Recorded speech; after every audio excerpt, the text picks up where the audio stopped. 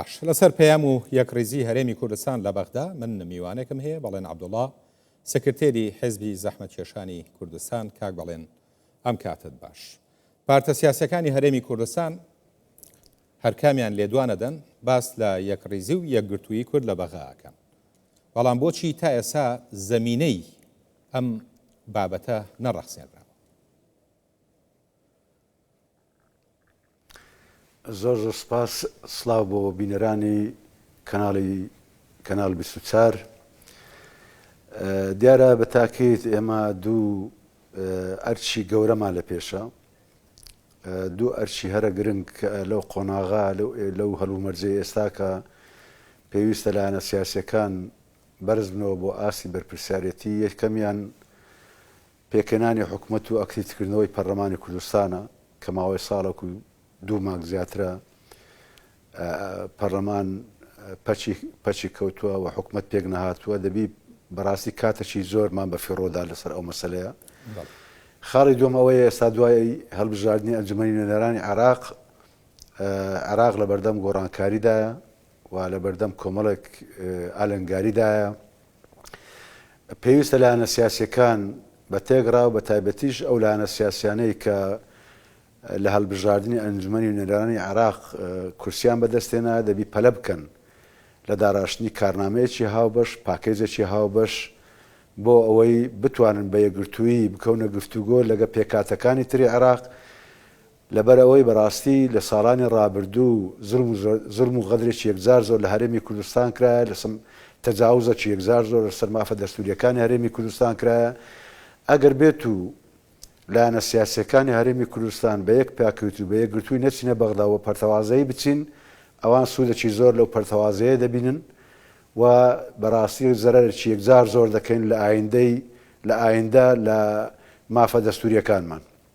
بۆیە زۆر زەروریە و زۆر پێویستە لەو قۆناغا کە ڕۆژهەڵاتی ناوەڕاست لە بەردەم گۆڕانکاریە، عێراق لە بەردەم گۆڕانکاریە، نەچینە بەغدا، نابی لایەنە سیاسیەکان تەوزیع بن لەسەر سراع و ملوێنانی لایەنە سیاسیەکانی شیعە و سونە. پێویستە بە یەکگرتووی بە تایبەتیش مافە دەستووریەکانمان لە مەسەلەی بودجە، لە مەسەلەی پێشمەرگە، لە مەسەلەی مادەی 140، مەسەلەی مەجلیسی فیدرالی، ئەوانە هەمووی پێویست دەکاتن بە یەکگرتووی لە بەغدا پێش ئەوەی حکوومەت پێک بێ. ئەگەر بە یەکگرتووی بی پێما وایە دەتوانین ئەو مافە دەستووریەنی خۆمان لە بەرنامەی حکوومەتی ئایندەی عێراق بچەسپێنین. باش بە تاکید دیارە خلافات هەیە لە بینی لایەنە سیاسیەکان لەسەر پاکێجە. تا چەند گرنگەکە خلافاتەکان ئەو خلافات و جیاوازیەی لێرە لە هەرێمی کوردستان هەمانە نەیبینە بەغدا. بەڕای ئێمە هەرچی جیاوازی هەبی ناگاتەوە ئاستەی کە ئێمە لێک بترازێن و بچینە بەغدا. ناکۆچیەکان بەڕای ئێمە ئەوەندە ڕاکۆچی گەورە نین کە دەرەقەتی نین و چارەسەری نەکەین.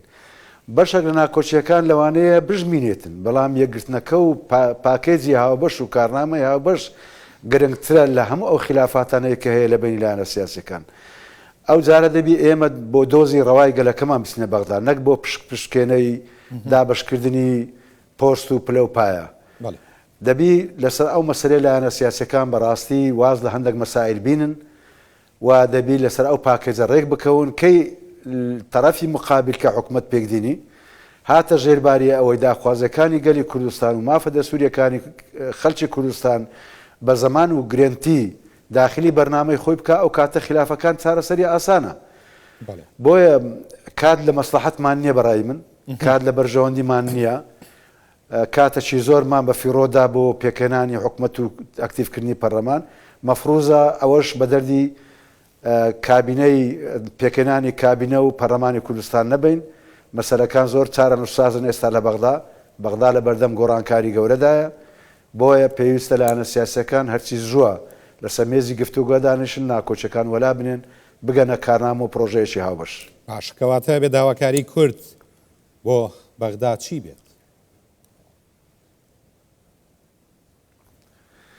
من پێم وایە ئەگەر مافە دەستووریەکان پێداگیری لەسەر بکەین ئەوەی کە باسم کرد بە تایبەتی مەسلەی بودجە کە غەدرێکی یەکجار زۆر لە کورد کرایە لە مەسلەی بودجە هەموو شتەکانیان لە ماوەی چەند ساڵی ڕابردوو کورتیان کردەوە لە موچە وەکەوەی تەنها ئیستحقاقی کورد لە بەغدا موچە بیتن بە پێچەوانە کورد بودجەی هەیە ئێستا دوای لە دوای سەرژمێری خەڵکی عێراق دەرکەوت بەس دانیشتوانی هەڵەبجە و پارێزگاکانی هەڵەبجە و سلێمانی و هەولێر و کەرکوک 14 نازانم بەسەرەوەیە کەچی لە بودجەی عێراق 12.67 بۆ ئێمە دابی کردیە ئەو غەدرانەی کە لە کورد کرا لە بەغدا بەڕاستی ئەوەی کە پەیوەندی مەمافە دەستوریەکانمان هەیە پێویستە زیاتر یعنی لایەنە سیاسەکانی هەرێمی کوردستان لەو قۆناغی ئێستا کە ئەوان بەبێ کورد هیچیان پێ ناکرێ ئەگەمە یەکگرتوو بین دەتوانین مافە دەستوریەکانی خۆمان بچەسپێنین. باش بەو خیتابەی لە نێوان پارتە ئۆپۆزیسیۆنەکان و پارتە دەسەڵاتدارەکان لە هەرێمی کوردستانە هەیە پێت وایە ئەم یەکگرتووی و یەک هەڵوێستیە بە ئاسانی بێتە دی و ئێمەش هاوشێوەی لایەنە شیعە و سوننەکان بتوانین هێزێکی یەکگرتوو بۆ بەغا دروست بکەین؟ وەکو باسم کرد بەڕاستی ئێمە کە دەچینە بەغدا لایەنە سیاسیەکان دەچنە بەغدا ئەمە پێم وایە بۆ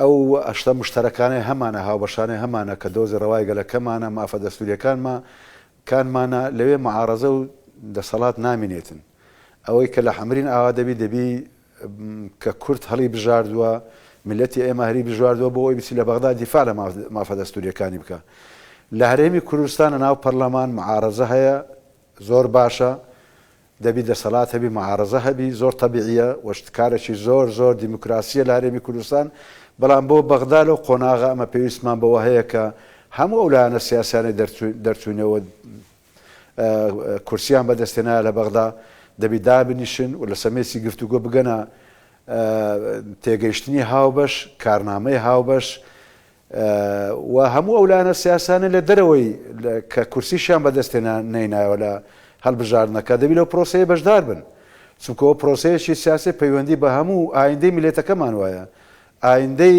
هەرێمی کوردستان وە هەیە لە عێراق و لە منتیقەکە بەگشتی بۆ ئێمە پێما وایە لێرە مەسەلەی معارەزە و دەسەڵات دەبی هەموو لایەکان بە یەکەوە دانیشن چونکەوە بەرپرسیارەتێکی مێژوویە کە تا ئەستۆی هەموو لایەکمان ئەگەر بە زووترین کات ئەمەی جەناب تەیڵێیت نەکرێت ڕوبەڕووی چییە بینەوە بۆ داهات؟